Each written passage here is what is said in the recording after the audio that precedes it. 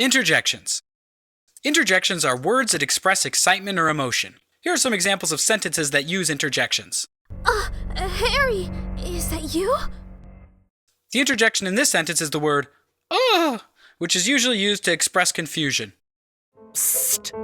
The crow flies at midnight. The interjection in this sentence is the word "psst," which is used to get someone's attention in a sneaky way. Interjections are always followed by a comma, ellipsis, or an exclamation point.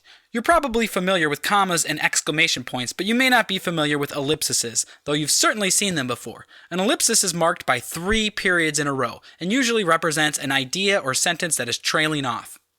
Here are some common interjections. Ah. Arr! Ew. Hey! Hmm. Huh? Oh! Phew! Yikes! There are over 100 interjections in the English language.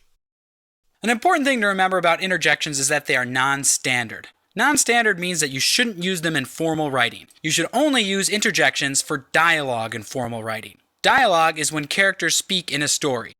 Here is an example of a sentence with dialogue. Dad said, Arr! How could you eat my special chocolate bar?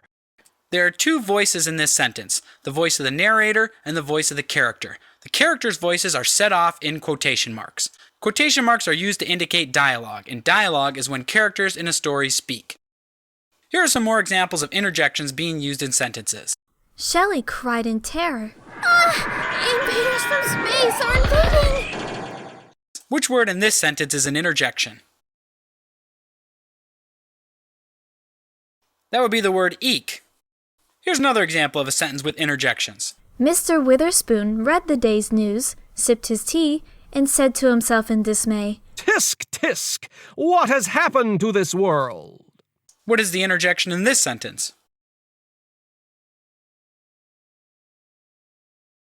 The interjection in this sentence is the word tisk, and it's used twice. Tisk, tisk. Here's one more example of a sentence with an interjection.